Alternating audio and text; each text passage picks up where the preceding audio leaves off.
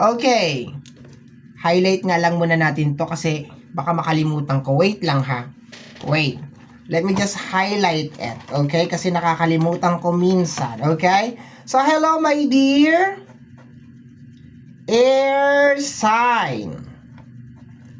Gemini, Libra, and Aquarius, welcome or welcome back sa ating YouTube channel.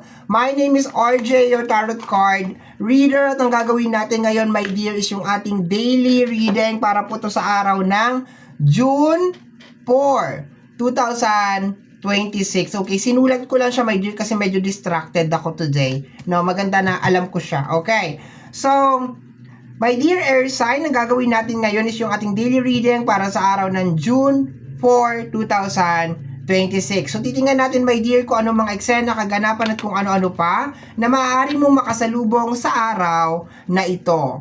Pero before tayo, my dear, mag-start ng ating reading, magpapasalamat po muna ako. Maraming salamat po sa ating mga abangers, sa mga walang sabang naghihintay at nag-aabang ng kanilang mga readings. Thank you very much. Gusto ko rin pong magpasalamat doon sa mga napadaan na pasilip labang po dito sa ating channel. Thank you so much for dropping by. And of course, maraming salamat po sa ating mga bagong subscribers. Hello my dear, welcome po sa ating channel. I hope my dear na mahanap mo dito sa ating channel kung ano man ang iyong hinahanap. I hope that this channel can provide kung ano man yung hinahanap mo, my dear. Okay? Shuffle ko muna. Nagtatago ako, my dear, pag nagsashuffle ako, tsaka I'm closing my eyes because ayoko makakita ng kahit isang cards na makakaapekto sa ating reading for today. Okay, let me see.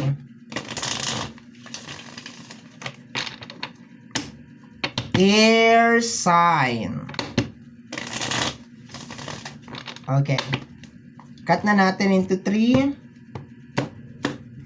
Kasi lately napansin ko yan. May mga times na nagsashuffle ako.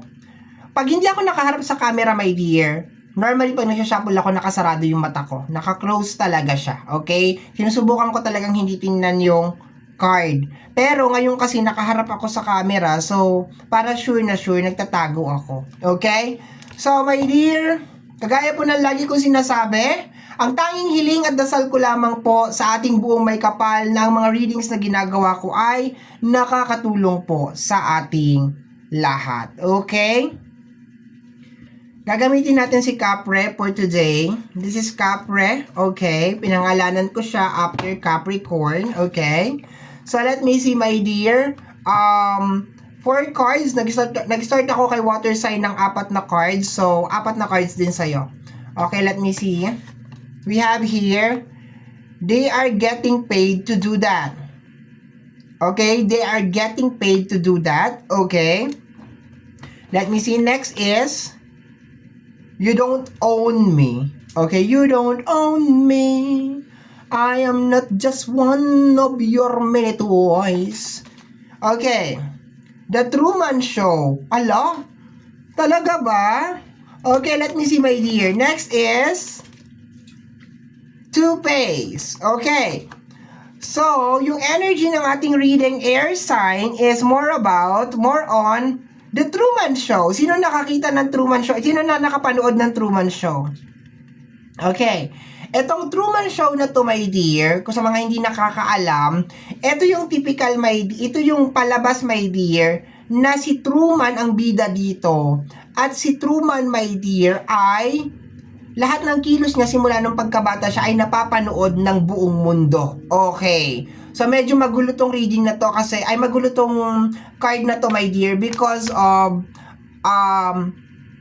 iba-iba ng interpretation tungkol kay Truman Show. Pero if you have a time, panoorin mo, my dear, ang Truman Show. Okay. So, dito tayo mag-focus. Huwag tayo mag-focus, my dear, kay Truman Show. Basta ang pinaka-highlight line, my dear, kay Truman Show is lahat ng tao alam ko anong ginagawa niya. Okay. Kumbaga, lahat ng tao is alam ko anong ginagawa niya because of maraming mata. Parang ganon. Okay. And then, kaya sabi ko kanina, talaga ba? Gumanon ako, my dear. Because they are getting paid to do that. Dito, my dear, sa Truman Show, may mga tao na mga actor. Okay, halos lahat sila mga actor. Okay, so they're getting paid. Parang gano'n na nakukuha ko dito, my dear. And we have your energy ng you don't own me. Okay, parang si Truman. Okay. Wala siyang hindi siya aware, my dear, na pinipilm siya. Hindi siya aware na pinanunood siya, sinusubaybayan siya. Okay, and itong mga tao na to is getting paid. Okay, yung datingan ng reading natin ngayon, my dear, air sign is more on parang you are popular, you are famous, parang ganon. Okay, pero babaan lang natin ng konti kasi baka sabihin mo naman, grabe naman yung reading niya. Oo, no? I can feel, my dear, na parang may mga tao, my dear, na parang naging buhay na nila ang bantayan ang buhay mo. Ganun na lang ang pinakamagandang example dito. Ayokong laliman, my dear, kasi pag nilaliman ko, baka mahirapan ako magpaliwanag at hindi tayo magkaintindihan. Magiging magulo talaga tong reading na ito. Okay. Meron mga tao, my dear, na parang naging part ka na ng buhay nila. Sabihin natin, okay, na para bang gusto nila lagi silang updated sa mga bagay na nangyayari sa buhay mo, my dear. Okay? There's something sa'yo, my dear, na parang, okay. So, meron mga tao, my dear, na merong two-face. Ibig sabihin, dalawa ang mukha. Iba yung pinapakita sa'yo, iba din yung pinapakita sa iba. Okay? So, meron dalawang mukha. Two-face sila, my dear. Okay? That's what I'm getting over here. So, sa energy ng you don't own me, sinasabi dito, my dear, na parang kailangan mong my dear, na hindi ka apektado sa kanila kasi parang part na talaga ng buhay nila, my dear, na bantayan ka ng bantayan. Okay, yun na nakukuha ko dito. Or maging dalawa ang mukha. Iba yung pinapakita sa'yo ngayon and then mamaya iba na naman ang pinapakita. Okay? Pero medyo pababain natin yung energy, my dear, air sign, na itong mga tao na to, my dear, parang naging parte na talaga nila ang mangialam or maging updated sa mga bagay na nangyayari sa buhay mo. Okay? So, you need to be careful, my dear. Okay? Kasi baka kiniklaim na ng mga tao na to na pagmamay-ari kanila. Okay? Ang weird ng reading natin today. Para siyang they are matchy yung mga cards, pero at the same time, parang ang hirap niyang ipaliwanag. Therefore, I conclude na yung reading natin ngayon is, may mga tao, my dear, na handa silang magdoble kara, handa silang magdalawa yung mukha nila, para malaman lang kung ano yung mga nangyayari sa buhay mo. No, handa silang mag-double face, my dear. Okay, na okay sila sa'yo, tapos hindi. Or handa silang pumasok sa buhay mo, magpanggap na parang okay, parang suwasang-ayon sila sa'yo or parang approve sila sa'yo, yung mga ganon, they are supporting you, pero sa totoo lang, hindi talaga. Okay? Hindi talaga sila supportive sa'yo. Gusto lang nila malaman kung ano yung mga kaganapan sa buhay mo. In short, mga chismosa at chismoso. Okay? Let me see, my dear. Kuha tayo ng tarot. Let me see what is going on sa araw na ito. We have here the energy of the Five of Cups, okay? Sa energy ng hindi maganda tong Five of Cups na to, my dear. Okay, meron tayong 1, 2, 3, 4 cards over here, okay? Magiging clarify na to, okay? We have here the energy of the Ace of Swords, okay? Ang nakukuha ko dito, my dear, is itong mga tao na to, gusto kang kontrolin na super highlight lang to. Itong mga natapon na cups, okay. Ngayon naintindihan ko na kung bakit gusto kanilang bantayan ng bantayan. Because gusto nila ma-manipulate ka, my dear. Gusto nila na nakapokus ka lang lagi sa mga negative, no? Hindi ka pwedeng maging masaya. Okay. We have here the energy of the Ace of Swords. This is energy of gift, my dear. Okay. So, maganda naman yung energy ng Ace of Swords para sa akin na nakukuha ko dito, my dear. Kasi you are dinadalaw ka ngayong araw na to, my dear, June 4, ni Ace of Sword.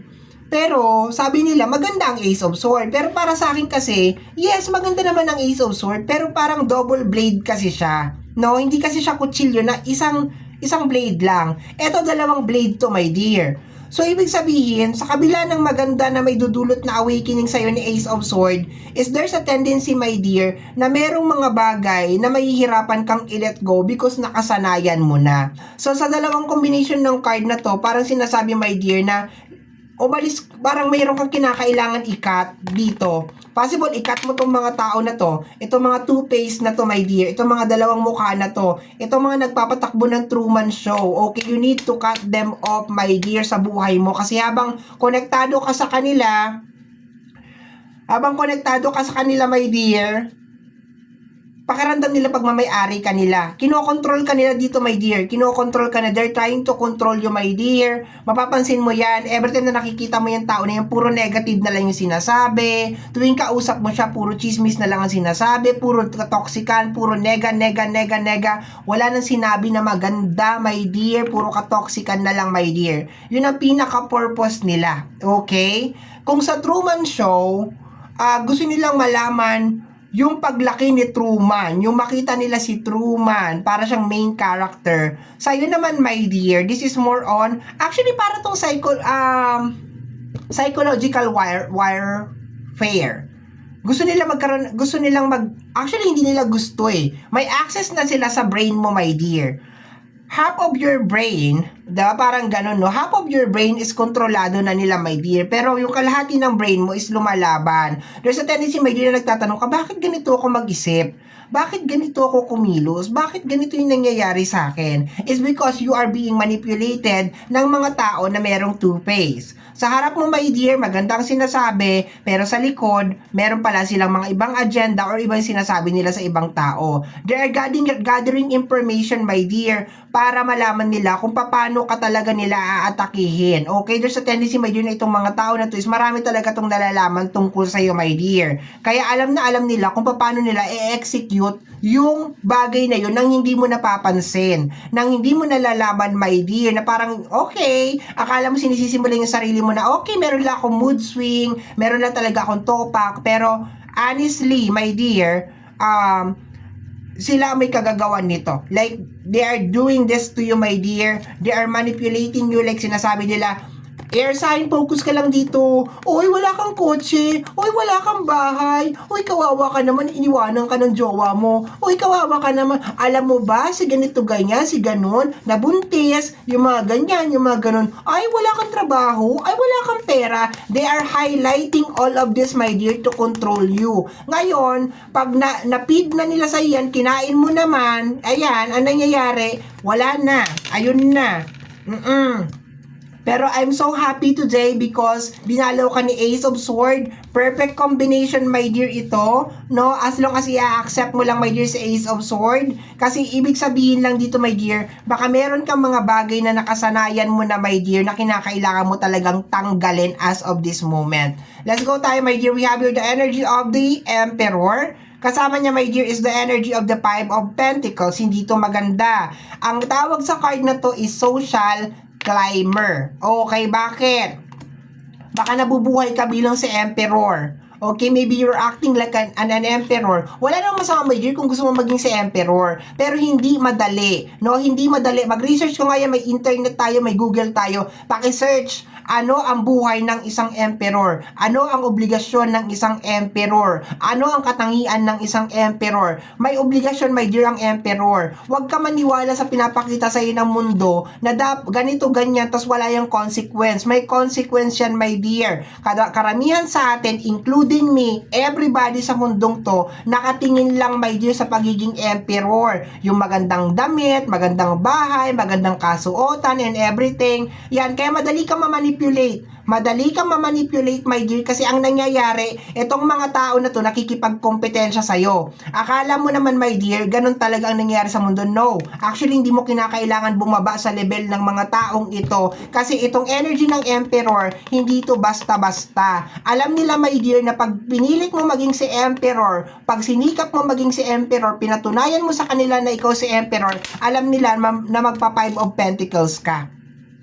Ang Five of Pentacles is usapin na may kinalaman sa usapin ng pinansyal, kahirapan.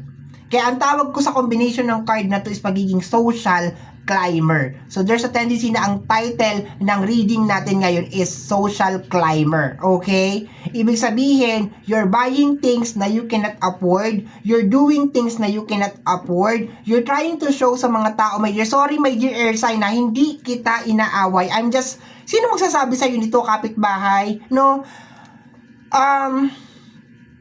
Ginagawa mo yung mga bagay, my dear, na dapat hindi mo ginagawa. Gusto kong sabihin sa iyo, my dear air sign, ngayon na wala kang dapat patunayan sa kahit kanino. Is panahon na, my dear, para sabihin mo dito sa mga tao na to na you don't own me.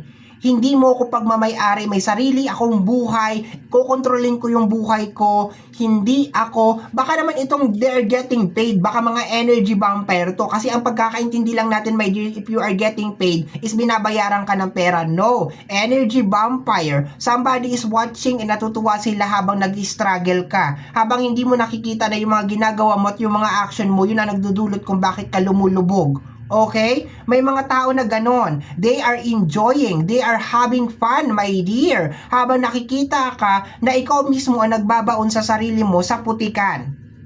Okay? Do you understand? So, today is the day, my dear, na pakinggan mo si Ace of Sword. Okay? Ano sabi ko kay Ace of Sword? This is a gift of knowledge, my dear. Pero at the same time, this is double blade. Okay? There's a tendency, my dear, na baka meron ka mga nakasanayan, my dear, na dapat mo na talagang i-let go because hindi na siya beneficial para sa'yo. Okay? Let's go, my dear. Next card. Let's go, my dear air sign, Gemini, Libra, and Aquarius, June 4, 2026. We have here the energy of the hangman. Lagi ka ba nasa sitwasyon na alanganin? Lagi ka ba nasa sitwasyon na hindi mo gusto? Because you keep on, diba? Two of Sword. Nagdi-deny ka, my dear. Nagdi-deny ka na ikaw mismo ang naglalagay sa iyo sa sarili mo dyan, sa energy ng hangman. Pero anyway, maganda naman si hangman, my dear, okay? As long as na-acknowledge mo yung pagkakamali mo. Ang problema, my dear, kung hindi mo na-acknowledge kung bakit ka napunta sa hangman. Bawat isa sa atin bilang isang tao, my dear, ay nalalagay sa energy ng hangman at walang masama doon. Ang masama, my dear, is pag paulit-ulit kang napupunta dito sa hangman. Baong ka sa utang last year, baong ka sa utang na naman ngayon. May problema ka sa ganito, may problema ka na naman ngayon. Wala kang trabaho ngayon, wala ka na naman trabaho last year. 'Di ba? Yung paulit-ulit na cycle, ibig sabihin you are not receiving this. And there's a tendency, my dear, kung bakit mo hindi mo nare-receive ito because there are some people na minamanipulate ka, my dear. They are manipulating you. Anong manipulation, my dear? They are trying to create some competition, invisible competition, my dear, na nangyayari sa'yo at saka sa mga tao na to, which is dapat hindi naman dapat nangyayari yon. Wala kang dapat patunayan sa kahit kanino at hindi mo kinakailangan makipagkompetensya sa kahit kanino. Kahit na kumain ka ngayon sa harapan nila ng tutong or kahit kumain ka ngayon sa harapan nila ng chicharon, wala silang pakialam. O magbukas ka ng lata ng sardinas, wala silang pakialam. Pwede nilang sabihin lahat ng gusto nilang sabihin sa'yo, my dear. Pwede ka nilang maliitin na maliitin. Ang mahalaga, my dear, is yung ginagawa mo is beneficial sa'yo. Alam ba nila yung reason kung bakit mo ginagawa yun? Because ayaw mong galawin yung milyones mo sa bangko. Ganun lang kadali yun. 'Di ba? Or naka-invest sa stock market yung pera mo. 'Di ba? Kaya nagtitiis ka ngayon, nagdidildil ka because gusto mo magkaroon ng better future. No, you don't need to, my dear, to follow them. Hindi mo kinakailangan makipagkompetensya, makisapagsabayan, my dear. Tingnan mo, Two of Sword. 'Di ba? Actually, ang nakukuha ko dito na energy, my dear, is more on makakaalis ka dyan sa sitwasyon mo once na in-acknowledge mo itong message na ito, my dear. Once na i-analyze mo, my dear, na kaya ka napupunta sa ganyan na sitwasyon is because of the repeated cycle na posibleng ikaw lang din ang gumagawa, and sad to say, my dear, hindi mo alam that you are being manipulated. Okay, you are being manipulated by people that getting paid by getting your energy. Okay, mga energy vampire, natutuwa sila, my dear, pag ikaw ay nagiging miserable. Akala mo ba yung mga tao na getting paid, pera lang yan? No! May mga tao, my dear, na ang kanilang satisfaction, ang kanilang kasiyahan, makita ang ibang tao na nagiging miserable. 'Di ba? Habang sa likod ng utak ng mga tao na to, napaka ano naman itong tao na to, hindi niya alam na Ako may kagagawan kung bakit siya nagkakaganyan. Okay? 'Di ba? There are some people, my dear, na ganyan sila ka-evil. At ang worst dito, my dear, haharap sila sa'yo, they are smiling, but they are two-faced, my dear. You need to claim ngayong araw na to, my dear, na you don't own me. Hindi na ako susunod sa inyo, hindi na ako magiging tau-tauhan, hindi na ako magiging slave, no? I'm out with the Truman Show. I am out. Panoorin mo to, my dear. If hindi mo pa napapanood ng Truman Show, panoorin mo to, my dear. Baka makarelate ka. And then, i-connect mo dito sa reading na ginagawa ko. Let me see, my dear. Let me see. Air sign, Gemini, Libra, and Aquarius. Gemini, Libra, and Aquarius. Let me see. Last two cards na lang tayo, my dear. We have here the energy of the Six of Pentacles. Be careful, my dear. Okay? Giving, sharing, giving money, giving energy. Be careful, my dear. Okay? Giving money, hindi lang pera ang kayang ibigay. Energy din, my dear. Okay? Hindi lang money ang pwedeng kunin sa'yo. Pati energy mo pwedeng kunin. Maraming pwedeng kunin sa'yo, my dear, nang hindi mo namamalayan. We have here the energy of the Five of Swords. Meron ba mga tao, my dear, na minsan natulungan mo, napakinabangan ka, pero ngayon, my dear, cannot be reached na? Hayaan mo sila. Ang mahalaga, nakatulong ka sa kanila. Sinadya nila yun. Ang dami nangyayari sa reading na to, my dear, na nagpapakita kung paano kanila minamanipula. At itong last card na to, my dear, this is a reminder sa you, my dear, that you need to balance your energy. You need to balance, my dear, your money. And if just in case, my dear, meron mga tao, my dear, na tinulungan mo before, and ngayon, my dear, hindi mo na sila, let us say, direct to the point na tayo, walang utang na loob, my dear, sinadya nila yon. Sinadya nila yun, my dear, kasi alam nila na hanggang ngayon, tatakbo pa rin sila sa utak mo by making that eksena. Remember, na dito tayo sa energy ng Truman Show. Nasa show tayo, my dear. By making that eksena, my dear, na inabandon ka sa gitna ng ulanan. Habang buhay silang tatatak sa utak mo. At kung habang buhay silang tatatak sa utak mo, my dear, habang buhay silang makaka-achieve ng energy mo. Because tumatakbo, my dear, yung utak mo sa mga energy na dapat wala naman doon.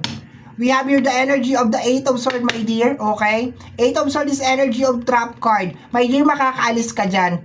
Huwag mo lang silang hayaan na manipulahin ang utak mo. Huwag mong hayaan, my dear, na kumakain sila ng energy mo. Okay? Don't let them control you, my dear. This is the day, my dear, pag napapanood mo to ng eksaktong June 4, lalo, kahit ano, June 4, ibig sabihin, my dear, yeah, cut it. Actually, kahit i-upload ko to ng ng June 3, no? So, kung mapapanood mo to ng June 3, yeah, valid na rin siya. Okay? Valid na rin siya. Okay? Hidden messages energy, may naglagay sa iyo dyan, my dear, at dapat hindi ka pumapayag na inilalagay ka dyan. Energy to ng sword, my dear, connected sa energy ng mind. Kasi mamaya tinitingnan mo to, uy, ganda naman ang sitwasyon ko, my dear. Sword is energy ng mind. Sword is energy ng mind, my dear.